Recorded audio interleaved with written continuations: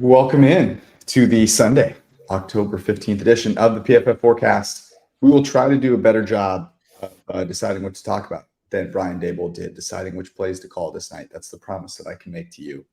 We're going to talk a little bit about Brock coming back down to earth, the Browns defense. We're going to rank the best defenses in the NFL. We also have a pumpkin quarterback ranking. I promise you will enjoy this. And then, of course, we're on to week 7. We're going to guess the lines, look at what they are, and talk about our favorite early bets. Let's rock.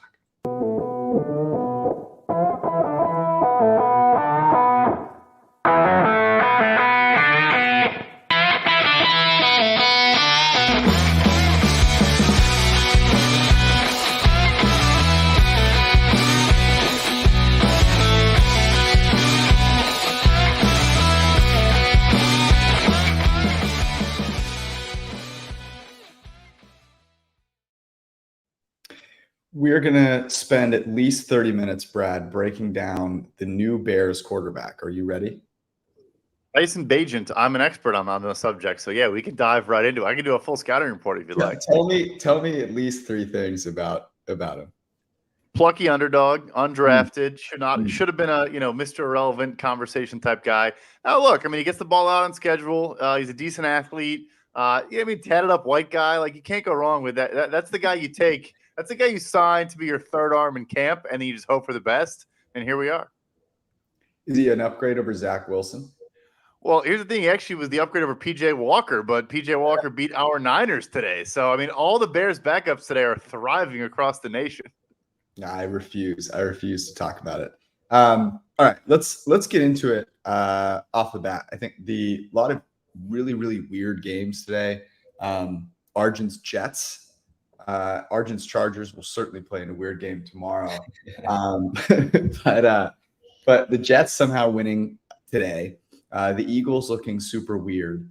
That was a strange game. But, of course, the Niners managing to lose a game against P.J. Walker and, a Browns team that obviously hasn't looked good offensively, even with Deshaun Watson in there. Super interesting.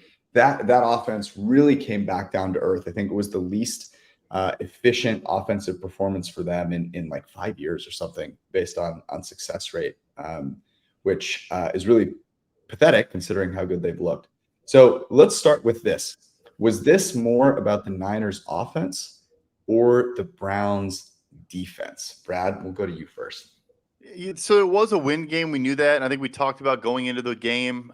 Cleveland has they're right on the water. It creates weird crosswind, stuff like that. There obviously was going to be an impact, but I want to give credit still to this Browns defense. I mean, they're allowing 32% success rate, best in the NFL by 5 percentage points. They have played some offenses. And also, you're probably going to be put in some disadvantageous positions with P.J. Walker as your quarterback, and they were able to overcome that. So, there were obviously adverse situations. You lose Deebo Samuel for pretty much the whole game, 3 quarters. Trent Williams missed a little bit of time. Trent Williams did return, which is obviously good news long-term. But yeah, I mean, George Kittle, I think, had 1 target, maybe didn't have a catch. The Browns defense is nasty. I mean, they really are. Yeah, to add on to that, I mean, I thought like there were points in the game where the Niners were just shooting themselves in the foot. You'd see, like I had the multi-box on, and you just look at the game, and it's like 2nd and 25 or 1st and 15. And it's just like the penalties kept backing up. Obviously, losing Deebo took a chunk out of their offense. And I think I think right now Ayuk is honestly a better player than Deebo, but I think Deebo was more valuable in this game just because of the win factor. He's the guy you want, on those jet sweeps. He's the guy you want taking those shorter passes because of his yak ability. So it was just the perfect thunderstorm for the Browns defense to take advantage. I didn't even necessarily think like the Niners run game was that bad. Like they had a 40% success rate and actually had a positive EPA per rush. So like they weren't doing too bad running the ball. It's just Purdy was terrible today. And this was kind of the thing despite the conditions, this was the thing that everyone was worried about, that when he faced a good defense and a defense that could take away the things that, that made the Niners offense so lethal, he would turn back into kind of like a pumpkin quarterback. And I think that's kind of what we saw. I don't want to take anything away from Browns defense. And by the way, I thought this was one of our better calls in the offseason, was the Browns defense overall, and being a value in the NFC North, which I think they have proven to be. But to me, this was a lot about the Niners in a situation where everything didn't go right, and not necessarily having a second punch to go to. Basically, like Debo goes out, and I mean that first drive, they marched right down the field and scored. Okay, it could not have looked easier. It was like a warm knife through butter, and you expect that from Shanahan and a full complement of weapons. And what I noticed was Debo goes out. Trent got hurt, was able to come back in. I don't know that he was certainly not 100%.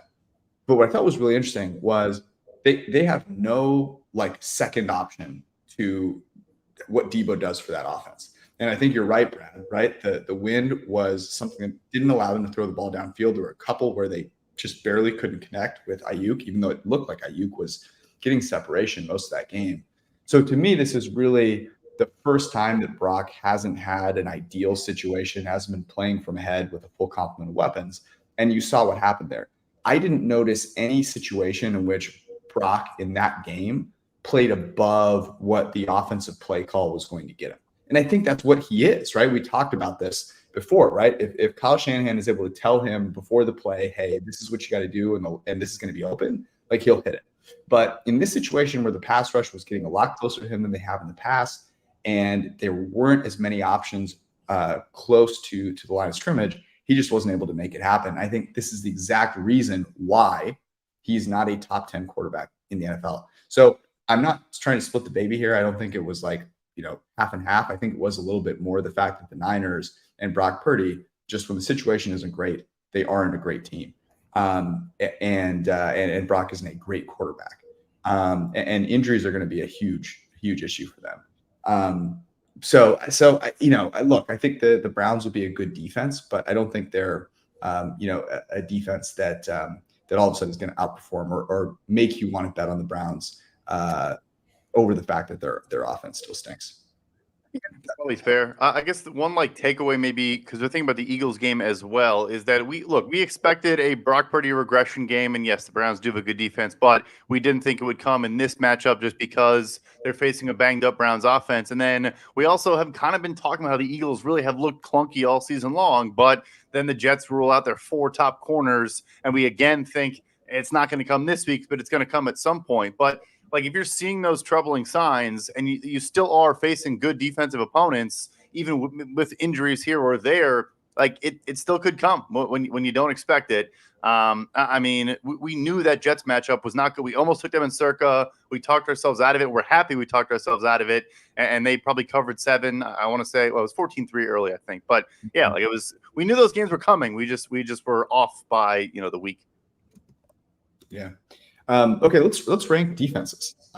So the Browns right now, in terms of EPA per play allowed, are pretty firmly number 1 overall. I don't think it's particularly close, but let's go ahead and rank them. And Brad, this was your idea, so I'll let you go first. All right, I'll go first. Yeah, and I know we saw the comment about Lamar carved him up. He did. I mean, you also had, perfect situation playing against Dorian Thompson-Robinson. They had great field position. Lamar had 185 passing yards. But, I mean, he was very efficient. He was very good. But anyway, I have the Niners first still. I have the Browns second. I have the Jets third. And if you look at EPA per play and success rate, stuff like that, you probably won't see the Jets top 5. They're top 10 and they're 6th in success rate. But I mean, they've played Josh Allen, Dak Prescott, Patrick Mahomes, and Jalen Hurts already, and they're still top 10 in pretty much everything you look at. So I think they're very, very good. Still have Dallas in top 5 at 4. And then here's kind of why I wanted to do this. I have the Kansas City Chiefs in 5th, and they also get their second best defensive lineman in Charles Omenihu off suspension this week. I think their defense is that good. I think it's a top 5 unit in the NFL. Yeah, I also have the Chiefs in my top 5. So I went Cleveland at 1. I went San Francisco at 2. I mainly made that switch because I believe in the Browns secondary a little bit more, having Ward and Newsome versus just Charvarius Ward in San Francisco. I went Ravens at 3 because I love Mike McDonald. I went Chiefs at 4, and then I went Jets at 5. I like those, and I like the Jets making it up there, even though they have not been particularly great against the pass this year in terms of EPA per play. allowed, but they looked great today. So I too put the Browns first overall, and it's actually, I think your point is very good, Arjun. The reason I have them in first is I like Jim Schwartz a lot more than I like Steve Wilkes, and I think when you have to overcome certain deficiencies, and you will on defense because there'll be players that are injured and whatnot, and coming up with a scheme that is going to potentially beat the other team, even if your players don't play up to it. I have a lot more faith in Schwartz than I do Steve Wilkes. So I go Cleveland number 1. I go San Francisco number 2. I think this is tough because Dallas got run on pretty good. I still think that they belong in the top 5, so I'm going to go with them at number 3. I'm going to go the Jets number 4, and I'll put Kansas City at number 5. I think they have been really, really solid. Baltimore just out of there for me. They just feel like they're always a mash unit. Pittsburgh can't cover anybody, and I think Buffalo probably a little bit soft on the back end, especially without Travis White. So those are mine. It doesn't seem like we have any major discrepancies. I guess I was expecting more. I just was going to say, I'll touch on it when we get to Baltimore's game. I tweeted myself a note, and then I added a reminder of this thing. The Ravens, and look, they have a good defense. Mike McDonald's awesome. They're talented. They're getting healthier. They should be even better going forward. However, they have played C.J. Stroud in his first NFL game, Joe Burrow in week 2 when he was actually healthier than week 3 and week 4, but still. Then Gardner Minshew, Dorian Thompson-Robinson in his debut, Kenny Pickett, and Ryan Tannehill. So I'm not saying they're not a good defense, but they have not played a quarterback yet. So when that happens, I think we'll see what we think about the Ravens defense. Yeah, I didn't want to anger the defensive crowd tonight, choosing peace over violence. But I was going to say that the best defense in the league is whichever one gets to face a banged up team in the weather, right? Like, right. In some way, Cleveland obviously has a wonderful kind of situation there with inclement weather. And obviously, if you play a bunch of teams that either have bad quarterbacks or are injured, you're going to look good, and you're kind of a function of the offenses you play. But like, I also think about these teams in terms of the types of players that they have that can make a legit game-changing play if you need them to. I think that's really important. I think all of the teams that we mentioned have that. And then I think you've got to look at the defensive play caller as well, right? How well are they going to be able to adjust? Because if you have a guy that's just not willing to adjust, and you go and you try and beat a Patrick Mahomes, for example, and you blitz the whole game, you're going to get carved up. It's just, you have no shot. Very good point. No, I mean, look, people talk about Todd Bowles, the game manager and the head coach and all that, sure, but like his week-to-week defensive game plan varies pretty drastically. Like those coaches, I think, do have a leg up when they're willing to, adapt and bend what they do. They don't just stick to the same principle every single week and just kind of spam it. It ups what you're asked to do. And Jim Schwartz in Cleveland, I think, is a perfect example. But they have had some good weather and stuff like that as well. Your Jets, by the way, Arjun, today. So I assume you watched that game fairly closely. I'm curious your take in terms of, we just asked that same question about Brock and the Browns defense. Was that more the Jets defense or Jalen Hurts, in your opinion? I would say it was the Jets defense. AJ Brown got his, Jalen Hurts did what he needed to do with AJ Brown. But I do think the turnovers, for the most part, were the Jets forcing those turnovers. The last pick was, I think, definitely on Jalen.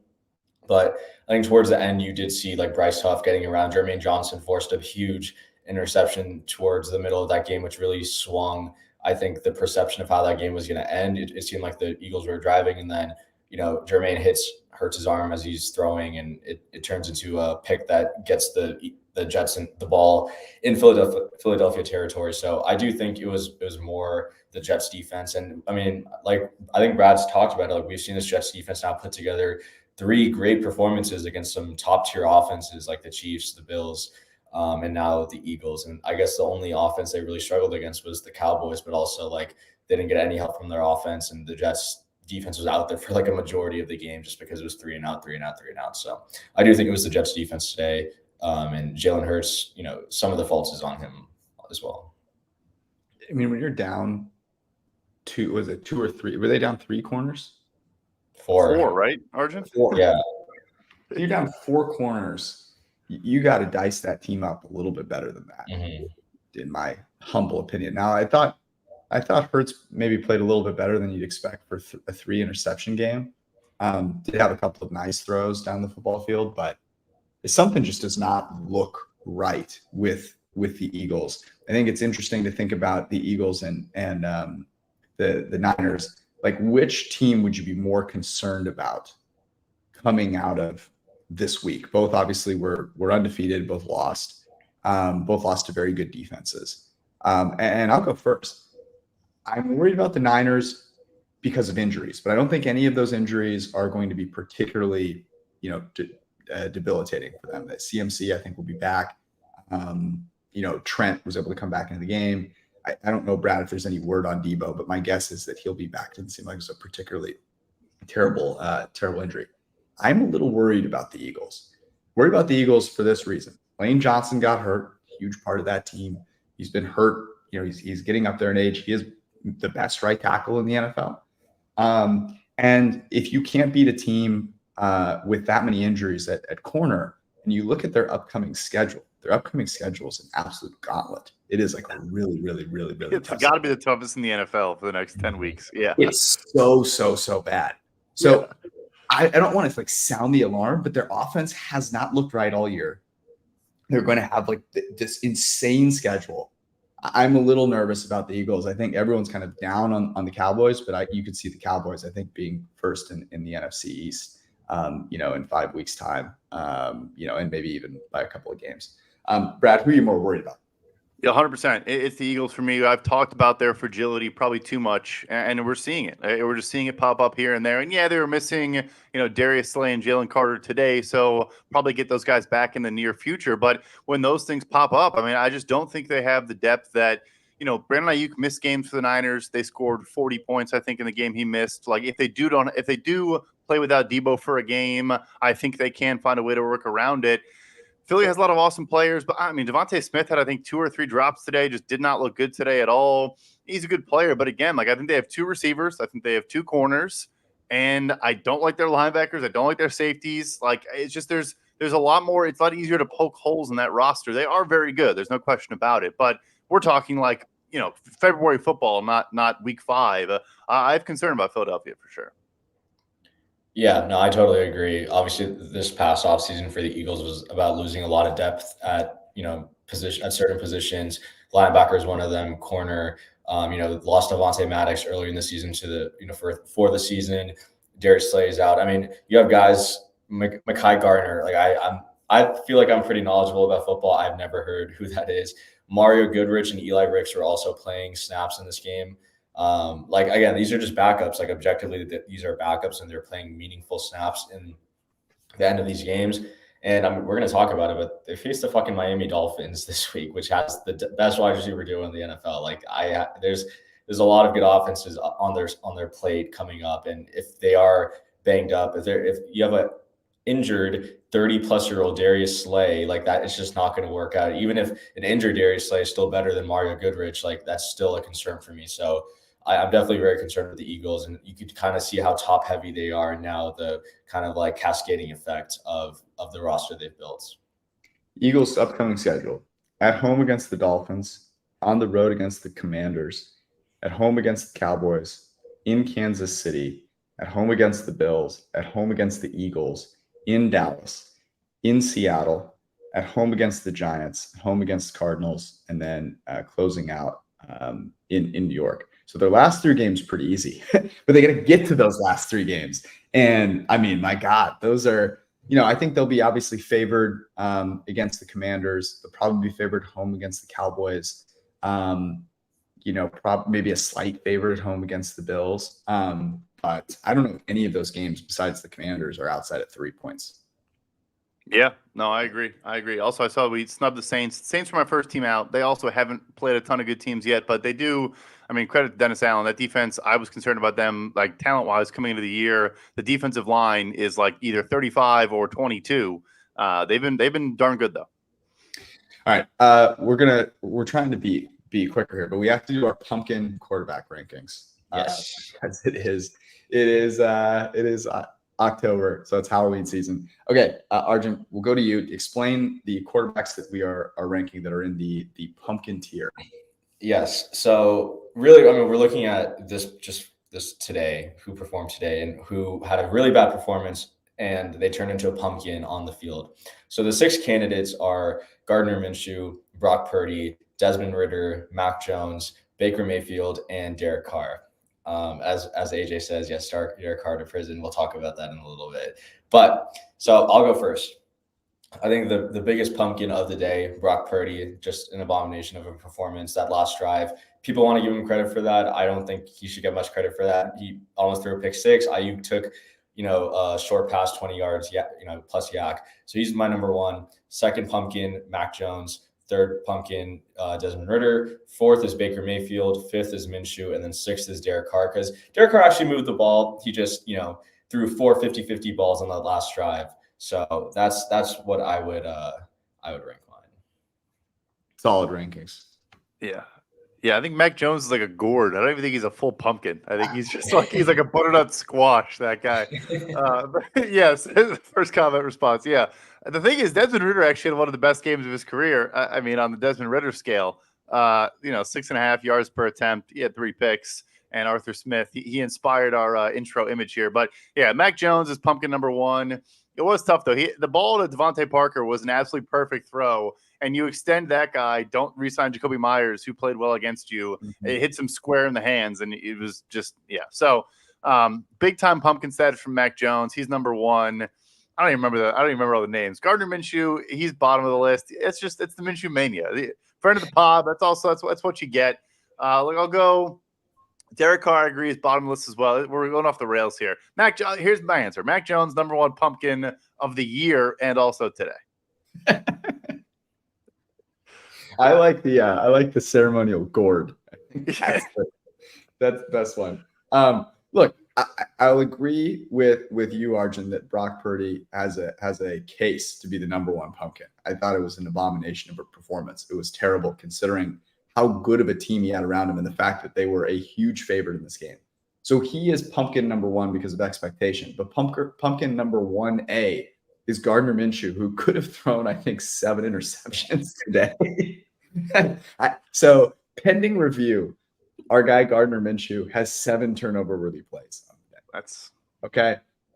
If that isn't pumpkin-worthy, I don't know what is. So an absolute pumpkin performance from Gardner Minshew. I'm going to go Mac Jones with, a terrible safety and one of the worst interceptions you'll see thrown all year. At number 2, I'll go Desmond Ridder next, who was really, really, really terrible. And then Derek Carr, Derek Carr is he's just like the one pumpkin that you see that someone carved, but they didn't really take a lot of time on it. It's just over there on the side with a candle, and you're like, oh, cool, you carved a cat in the pumpkin. Good job. Thanks for the creativity. Does nothing for you. Those are my official pumpkin rankings. It was a great segment. It was a great. Yeah, he's you already had the stencil. Derek Carr's a stencil pumpkin. It looks good, yes, but there's not a lot of effort there. It's just you just use the stencil. Yep. No, 100%.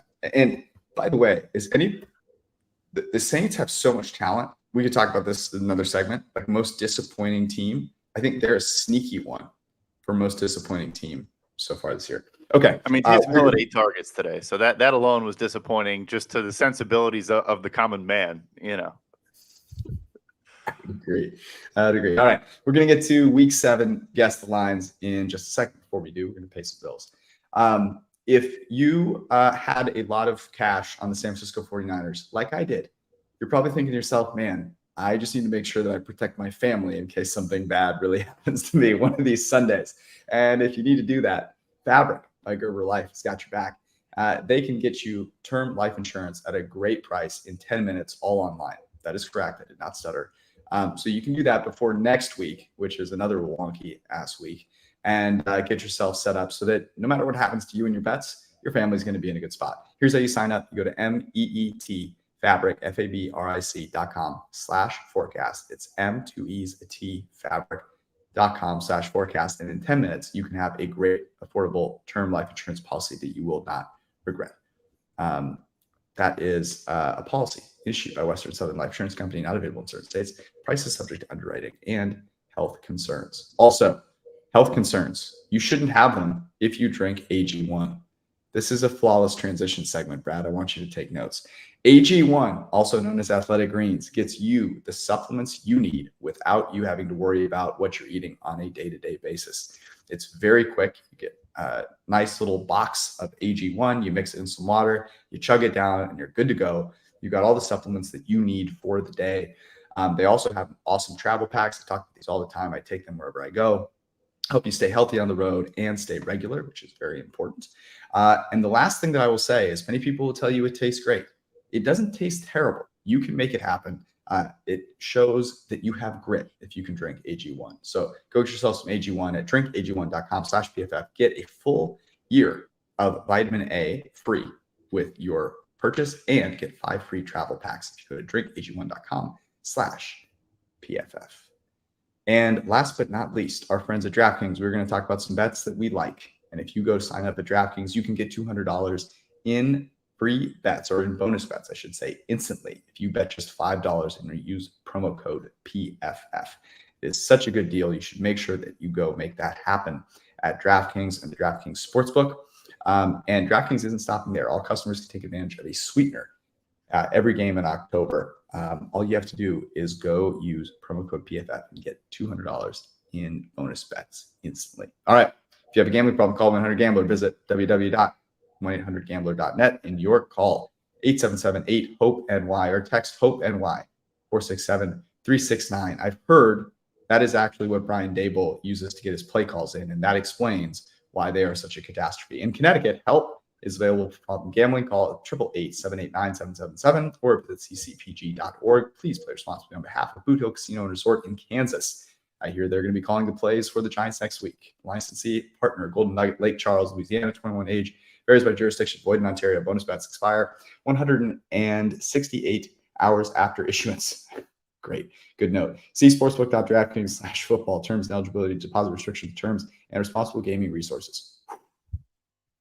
Brad, give me a grade on my read. It's good. It's good. Your disdain for the read, I think, is the best part. But seamless transition. It's pumpkin season, Athletic Greens. There's kind of a a nutrient adjacent thing going on there. I think it was all seamless. Thank you. I appreciate it. All right, let's get to week 7. So in week 6, Brad, I'll go ahead and share the screen here. So I got to give Brad some props. Brad has been tearing it up. I think you went 5-1 this week.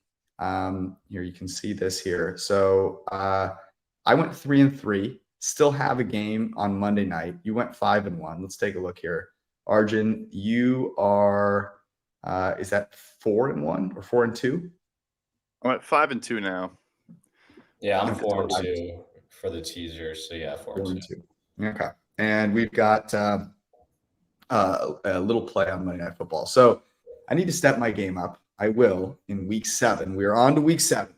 Jacksonville and New Orleans on Thursday night. Trevor Lawrence, a little banged up, but I think he will play in this game, as will the pumpkin Derek Carr. Brad, you are first. Yep, I got the Saints +2. Same. I have the Saints +1. Let's see here. It is. Where are we? Here we are. It is +1. Saints +1. Circa has them at a pick. FanDuel 1.5. DraftKings 1. It's trending. All the +1s are trending pick also. Yeah. Okay, we'll call it 1. But it's all around there anyways. And anyone here have a play on this game? I have no idea what to do with this. Yeah, so Cameron Wolf of NFL Network said Lawrence is supposed to be fine, but it's a knee and a short week, so I'm going to stay away for that reason. Like, I want to bet this so bad. Like, I betting on Derek Carr just makes you want to bet against him every single time. And it's not even that. Like, Pete Carmichael, he just blows my mind. There's a stretch that Rashid Shaheed mossed the absolute shit out of one of the Texans' corners. And then Pete Carmichael decided to run the ball on 5 straight plays It was first down, 7-yard run. Second and 3, 0-yard run. Third and 3, Derek Carr checked into a run for a 1-yard loss, and then he threw a pass 2 yards behind the line of scrimmage on 4th and 4. It was the crappiest play calling ever. And yeah, I am really worried about the Jags because Lawrence got hurt. Tyson Campbell, who is their number one corner, and I would assume would shadow someone like Olave, he's hurt. And then Braden Sheriff, who's their top offensive lineman, is also hurt. But with all that being said, the Jaguars are the better team. And if Lawrence is playing, they still have a pretty healthy offense.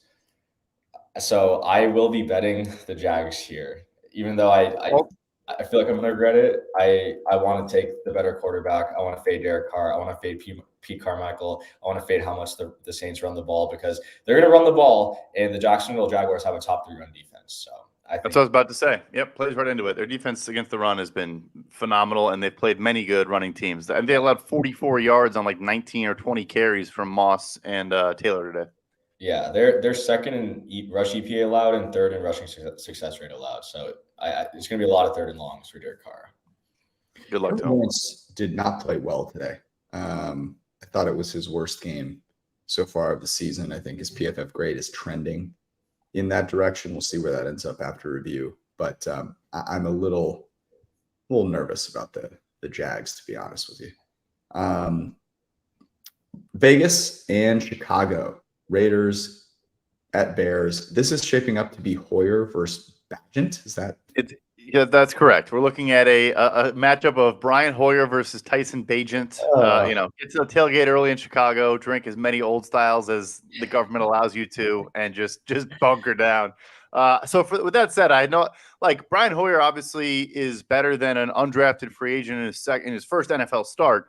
So I went Bears plus 3.5, but like I don't know. Yeah, I went Bears plus 3. I went Bears plus 3 as well, and I sure hope that's what it is because I do not want to talk about this game any longer than we already have. I see 3s at FanDuel and DraftKings. Circa has a 3.5. We will call it 3, just so that I can ask Brad if he wants to bet on this game.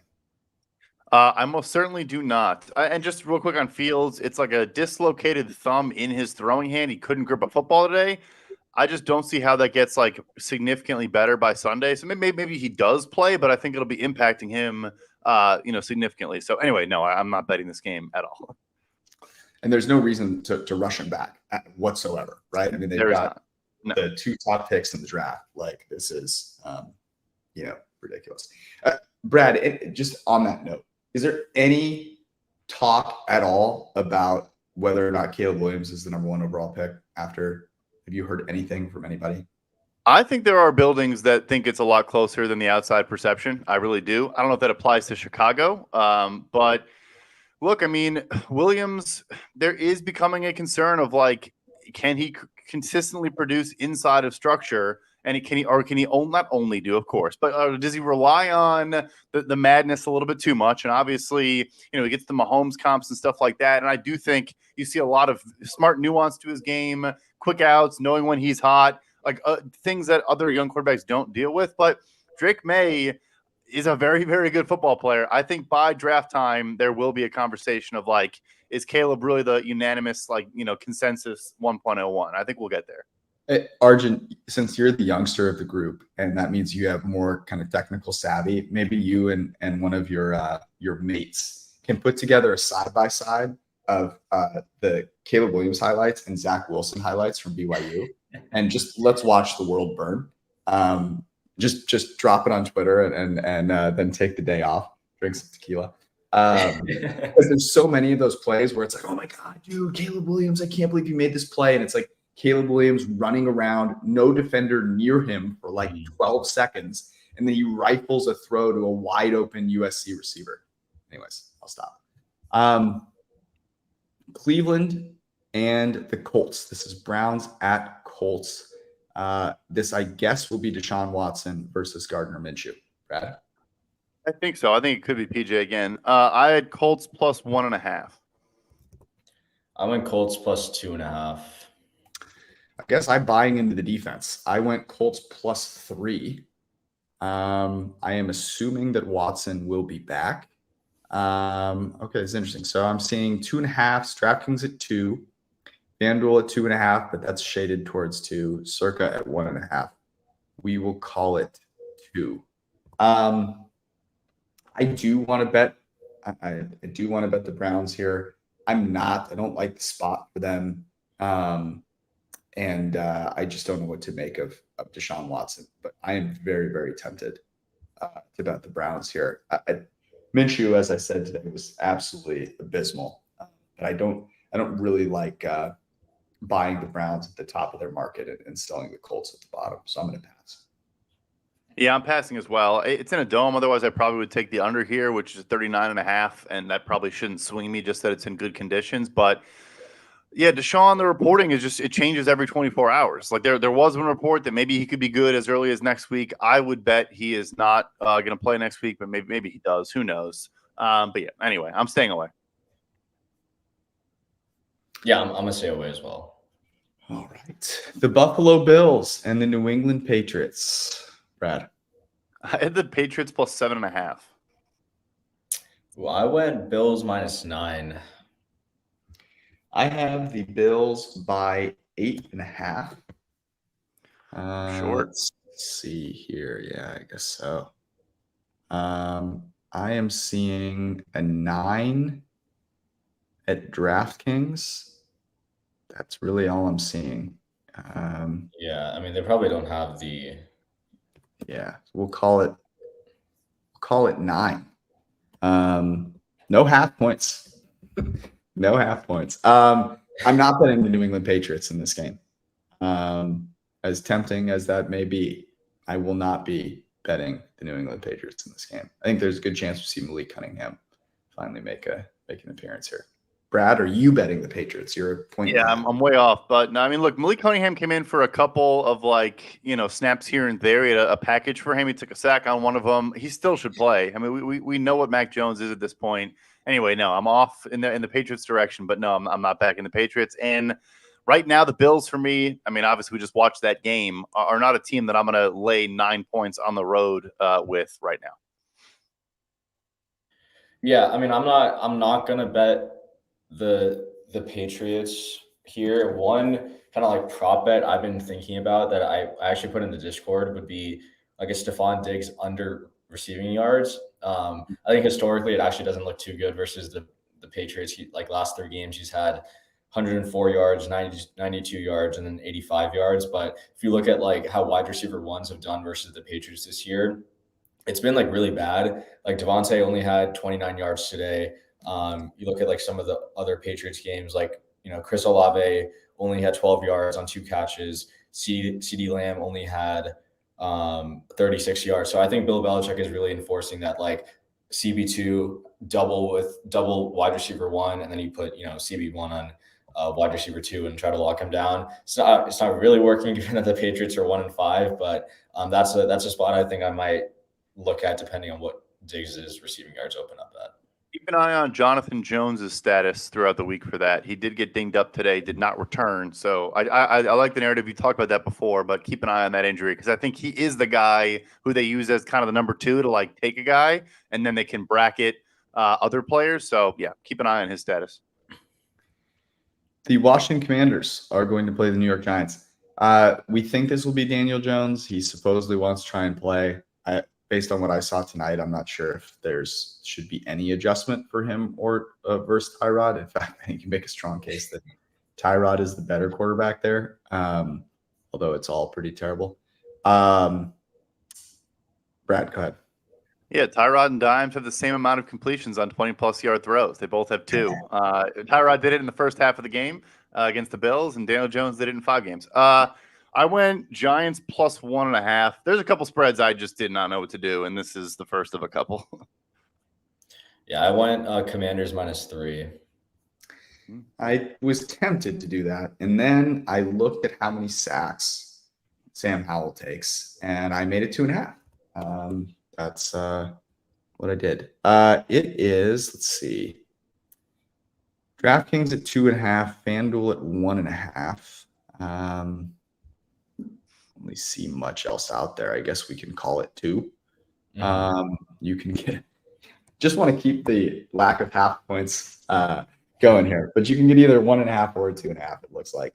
You know, I would honestly, if I had any faith in Sam Howell not taking like 9 sacks at any point in any time, I would take the Washington Commanders.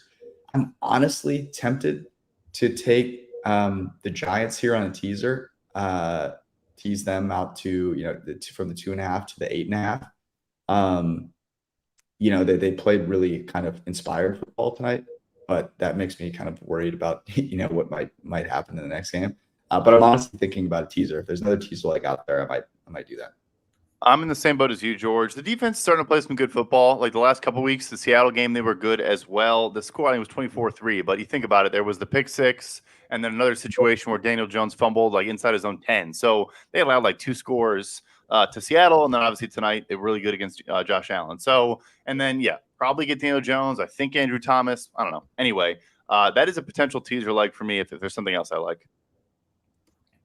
I'm honestly just gonna stay away. Like I don't even want the teaser leg just because I think Washington's D line can be overwhelming for New York's. So I'm just gonna honestly stay away from this game. This is a hell of a slate.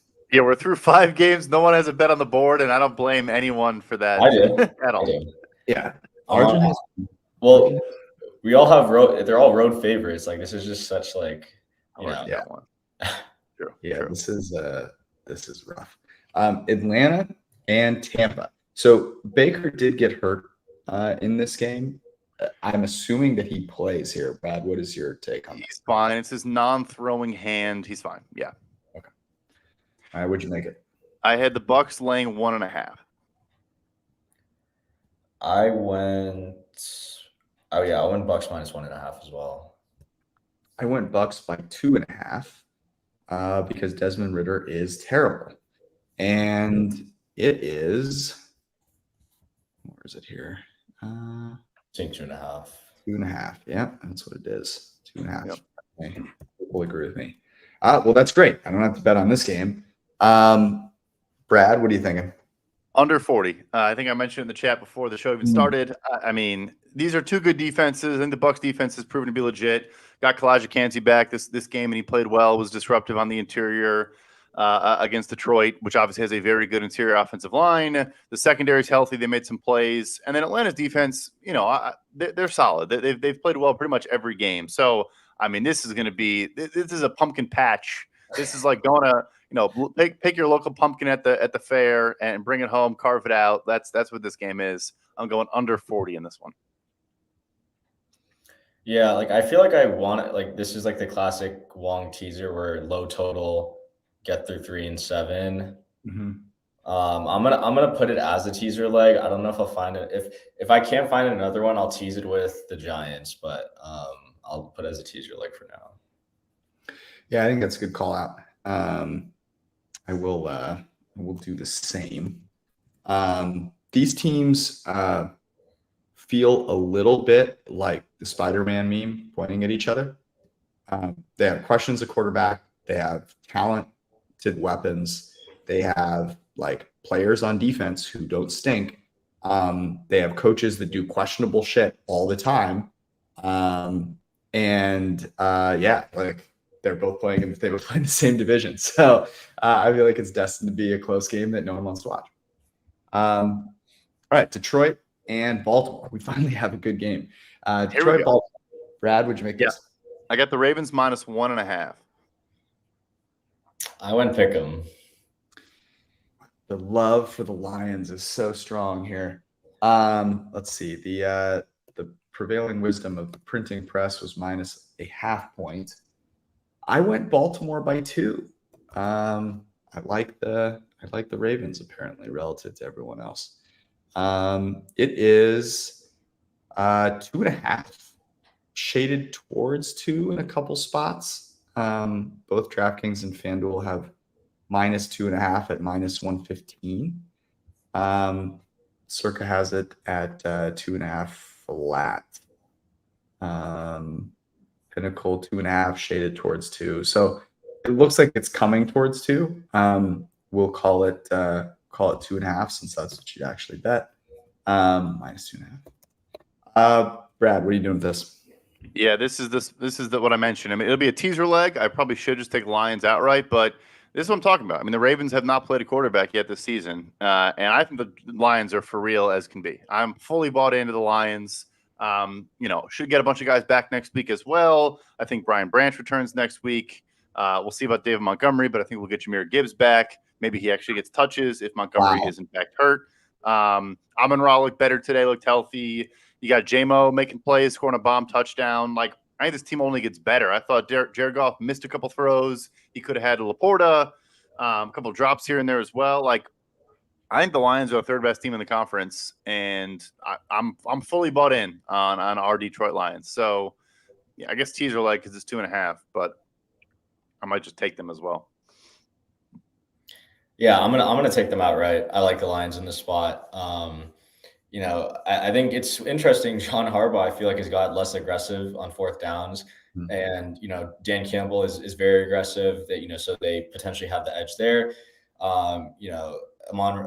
Lions receiving core, I think honestly is better than the Ravens, even if it might be top heavy with Amon-Ra. I just think Josh Reynolds' his connection with Goff is better. I think the Detroit offensive line is better. I think they have a better pass rush. The only positions I would say the Ravens hold an advantage are safety and linebacker and maybe corner. And then might be a hot take. Jared Goff might be playing better football than Lamar Jackson right now. It could be a hot take. It could not. Like, the Lions have a better passing EPA. Goff has a higher PFF grade. He's a higher big time throw rate, lower turnover worthy play rate. He's taking sacks, or he's not letting sacks or pressures turn into sacks at a 12% lower clip than Lamar is. Like, there are a lot of things that Jared Goff is doing well. He's operating this offense very efficiently. I don't really think it's a hot take to say he's playing better than Lamar right now.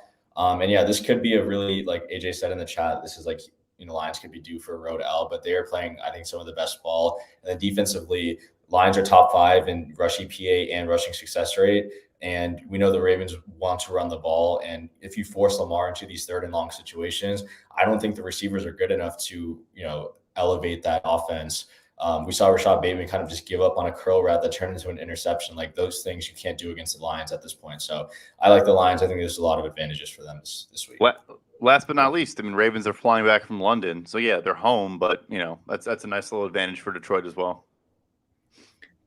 I'm tempted actually to take the Lions here. I'm going to definitely tease them. Although it feels kind of soft, to be honest, because you look at it and all the reasons for why you would tease it, you just take them on the money line, to be honest. I think, someone in the chat says plus 122. Mm-hmm. The Ravens, I watched, that whole game this morning, as I'm sure everyone did. And it's almost painful to watch their offense. They sputter. Sputter is the way that I would characterize that offense. It sputters along. You just never really feel dangerous. I'm always a little worried with Lamar back there in the pocket. I feel like he doesn't appear to be really confident yet.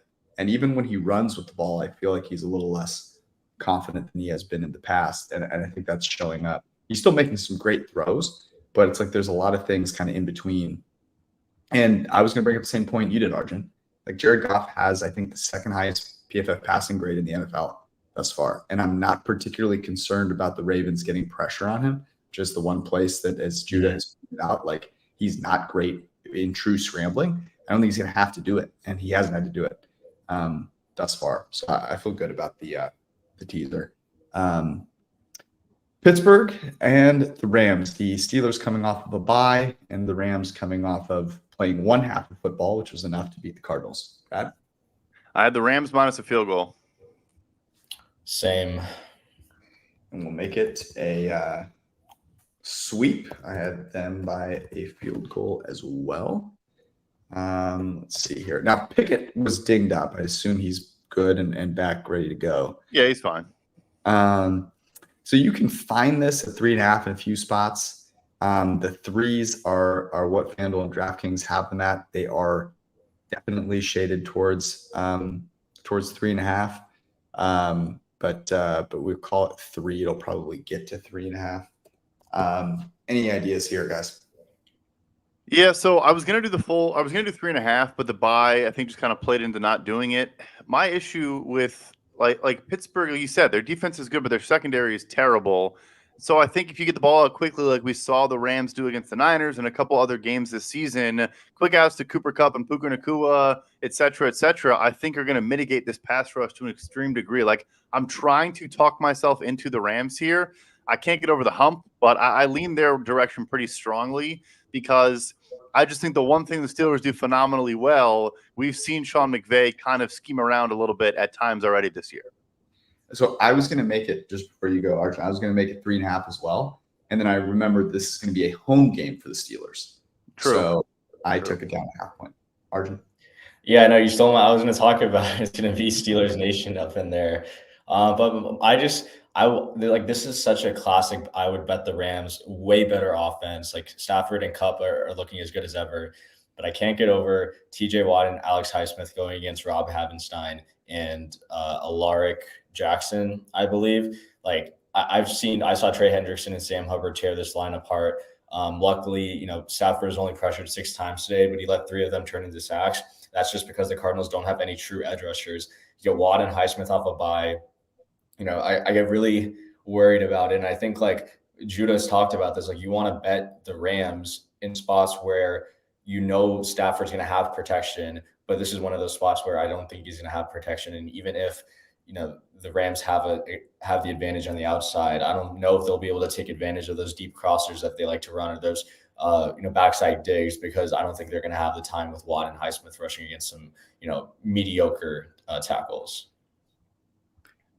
All righty. I agree. Cardinals and Seahawks. This one in Seattle, Brad. I had Seattle minus 7.5. Same. Press was at 6, a little lower. I went a full 7. Was a little concerned. I think DK came out of the game and with questionable hip, came back in. Would definitely be a loss if he could not go. It looks like it is 8.5 at DraftKings, 7.5 at FanDuel, 8.5 at Circa, 8.5 at Pinnacle. We'll call it.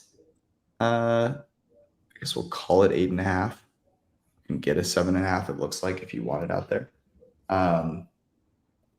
We'll call it 8.5. Man, I don't even have a side yet.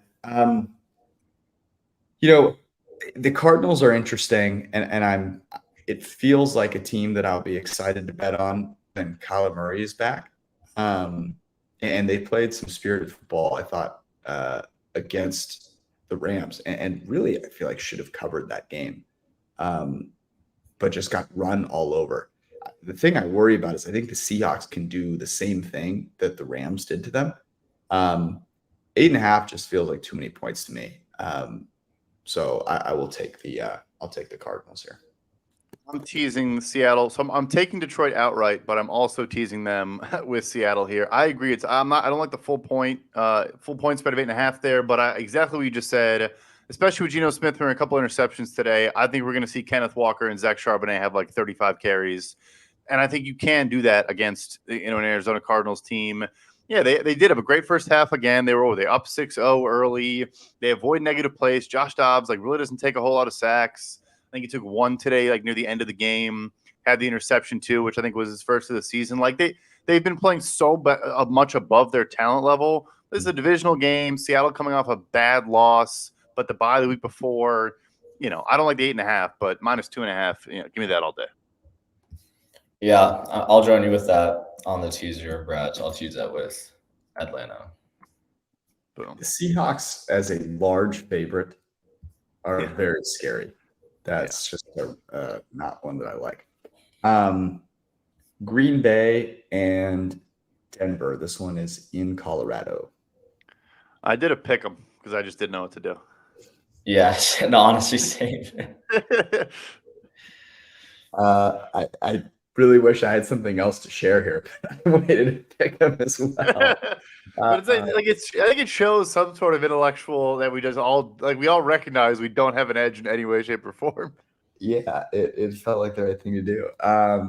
The press made this a point and a half, 1.8, in favor of the Packers.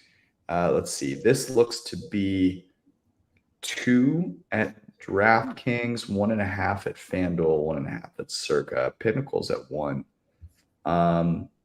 We'll call it 1.5, I guess. Denver getting a point and a half.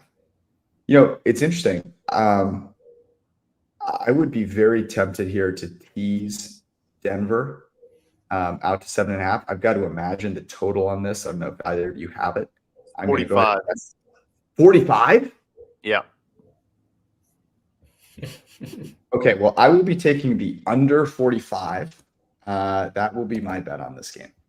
Even with the Broncos' legendary defense? The Broncos' legendary defense in Kansas City, I thought was, I'll call it spirited. The Broncos offense, I think is less than ideal here.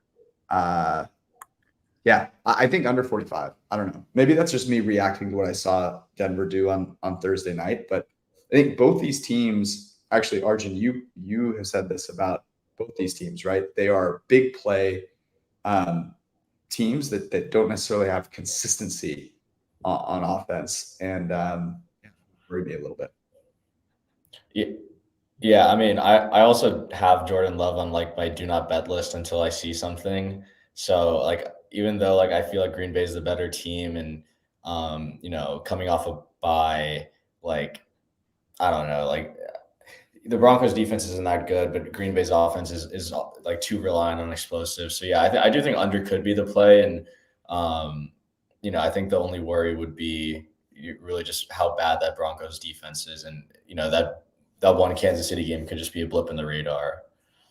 Yeah, my concern is that Jordan Love, when not pressured, has been fine. And I don't know if they're going to get any pressure. They did do better against Patrick Mahomes, no question. I think trading the old dudes and playing the young dudes made a ton of sense. I also think you might get Baron Browning back in this game, who is a good young edge rusher as well. But that's my concern, is if we get a healthier Packers offensive line and Jordan Love does have clean pockets, even in bad games. The Detroit game, he was 17 of 22 for 200 yards and a pick. It was a tip pass. But anyway, like he still moves the ball in clean pockets. So I'm staying away from this game entirely. But the total, I almost leaned over at first, but now you guys have scared me enough to just ignore it altogether. I bet the Broncos under 17.5 team total on Thursday night. By the way, I have a story for another pod, but like trying to bet on sports in Nevada, in Las Vegas, is the worst experience that I have ever had to endure. It's like absolutely atrocious. And I went up to the counter at the Wynn Sportsbook, and I was like, I'd like to take Travis Kelce over receptions and over receiving yards. And they looked at me like I was crazy. And I was like, they're like, yeah, we don't offer those. I was like, what do you mean you don't offer those? Like, are you serious? They're like, yeah, we don't offer those. So I'm like, what do you have? And he hands me the sheet, and there are like legitimately like 8 markets on there. And like, I was like, okay, thank you. And so I bet under Broncos team total, and I bet first score not to be a touchdown.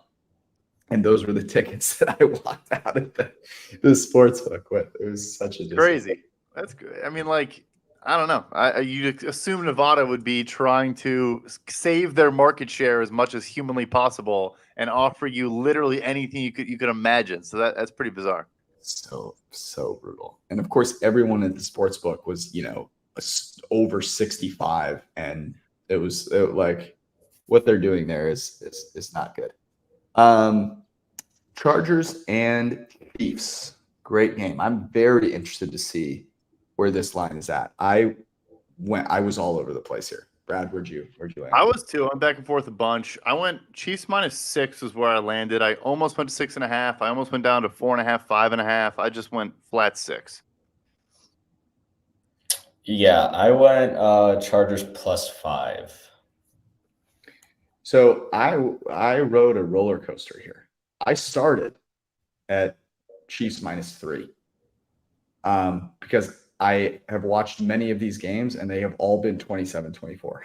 Mhm. Every single Chargers Yeah. game I've watched has been 27-24, one way or another. And if the Chargers are healthy coming out of that game against the Cowboys and they beat the Cowboys, like I think they can, I think it probably should be closer to 3. But the Chargers defense is such an atrocity. So I landed at 4.5. I honestly feel like that may be giving the Chiefs like a little too much credit, but I had to go past 3. I'm honestly worried that I'm going to end up having to bet the Chiefs here. Let's see. It is 6 at FanDuel, 5.5 at DraftKings, 5.5 at Circle. We'll call it 5.5. I think I'm going to bet the Chargers here. Arjun, talk me out of it. No, I'm not going to talk you out of it because I'm betting the Chargers, but I'm not betting full game. I'm betting their first half. And I'm not just betting first half spread. Like, I'm going to put first half spread. I don't expect you guys to tail. I'm betting first half money line. It's like a weird trend. Like, it's super, like, I don't know how I found it, but like in all of Herbert's 5 starts against Mahomes, he's won the first half. Now, he's ended up losing 4 of those 5 games because, it's the Chargers and their defense has been terrible every time they play Mahomes. But they win the first half. Like, they come out strong, whether it's in LA, whether it's in Kansas City. So I'm going to be betting their first half money line. I don't think they have it up right now, especially since the Chargers haven't played. But right now, I mean, BetStamp is showing Sports Illustrated Sportsbook has it at +3.5. So I'm going to put that on the sheet. But personally, for people that want to tail or whatever, I'm betting their first half money line, whatever it is, the Chargers. I got no thoughts here. I love the Arjun, the weekly, like just where he lands with his Chargers is maybe my highlight of the podcast, where he's like fading them against like mediocre teams. And it's like, oh, Chiefs, yeah, first half ML, smash it. It's a lock. I know you didn't just say that, but anyway, yeah, I mean, Chargers off a bye, Kansas City off a mini bye. I'm tempted by the over 50.5, but I think the Kansas City defense is for real, and the Kansas City offense is still kind of concerning. So I'll probably just stay away and enjoy this because it's maybe the only good game on the entire slate. So I think I'm just excited to watch the game. One thing, I think you mixed it up, Brad. Chargers will be coming off of 5 days rest because they play tomorrow, and then Chiefs have 10 days rest. So it actually like kind of doesn't play in my favor, but I don't care. Justin Herbert, he'll get the job done. They'll be fresh. No, they'll be more football acclimated at that time. Travis Kelce's on SNL with Taylor Swift. Like he's not locked in. You know what I'm saying? Honestly, this was part of my thought, and I'm worried because now I'm going to jinx him into getting hurt tomorrow. But the Chiefs are not. I think the reason these games are always super close is the Chiefs receivers are just not capable of taking advantage of the huge deficiency of the Chargers. And the Chargers have Derwin James, who is like the one player that you would actually want to match up with Travis Kelce in these situations. And of course they have Herbert, who, is one of the maybe 3 quarterbacks that you would actually want if you were going up against Mahomes. So I do think it is a really good, they just match up well. And so in addition to the SNL stuff, I think having Derwin James is a real boon. So I don't know. I like it. I feel like this is, I don't know. We'll see what happens tomorrow. Brad, you were a liar. Miami and Philly. That's a good game. Oh yeah, great game. I meant for before the prime timers. Yeah, of course. What'd you make this? I had Philly -2.5. Couldn't go a full field goal. I went Philly only -1.5. I went Philly by 1.5 as well. It was interesting. I was definitely. So I think Philly's home field is real. They're going to have a very raucous crowd there for Sunday night, as they always do. And the thing that I remember from the Bills game, and it stuck with me, I've mentioned it a few times on this podcast, was how Tyreek Hill said that the crowd really impacted their play, that their motions are really timed up with the snap, and that because they couldn't hear anything, it really messed up their timing. Now, on the one hand, you would go, okay, well, that might be impacting them in Philly. And I think that could be the case. I think the other side of it would be, okay, they've already had that game in Buffalo. they figure out kind of how to adjust to that in Philly. And the thing that worries me, of course, is Philly can't cover anybody, and their pass rush actually hasn't been that great. So, it could set up well for Tua to play a great game here. Anyways, the spread is 2.5, pretty much across the board. I love the Dolphins teaser leg here. You're not concerned by the high total aspect of it? I mean, I think I should probably just bet, Dolphins money line here. I guess would be a consideration. What's the total at? Total's 53. And I think I'm taking the over. And I think I am. I am taking the over. So that just segues nicely into my thoughts here. Dolphins, even when you control for when the game's a one-score game, are still fifth to last in success rate on defense. You look at drive success rate; it's still bottom 10 in the NFL. And we've talked about Philly; they show up well in metrics, but we have concerns about their defensive unit. Yeah, they'll get some players back, but I think this game is going to be. I mean, even if you do get a healthy Darius Slay, that's a mismatch against Tyreek Hill or Jalen Waddle. I think we're getting points. Yeah, I mean, I like the Dolphins straight up in this spot, partly because, I don't think Philly's pass defense has been that impressive. Before this week, they had allowed 16 passes of 20-plus yards, which was, above the league average. I also see Darius Slay, and if he comes back, and James Bradbury, 230-plus-year-old corners trying to guard Tyreek Hill and Jalen Waddle. I know Desai plays a lot of zone, so it's not really going to be a man-on-man, but, this Dolphins offense can beat man or zone. And if either of them are out, I mean, it just increases the advantage that the Dolphins hold.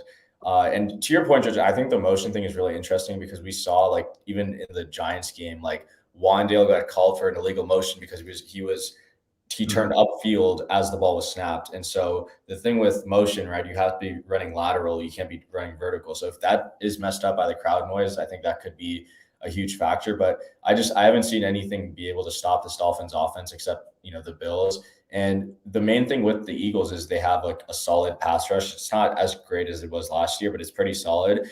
But it's kind of neutralized by how quick Tua gets the ball out, right? And so, you take away that pass rush and you have kind of a mediocre secondary, that's kind of on running fumes with their fourth corner playing today and their fifth safety. It's just, it comes down to how good is the Eagle secondary versus the Dolphins pass catchers. And I'm not so much worried about the, offensive line versus defensive line. And I just think, Miami holds the advantage there.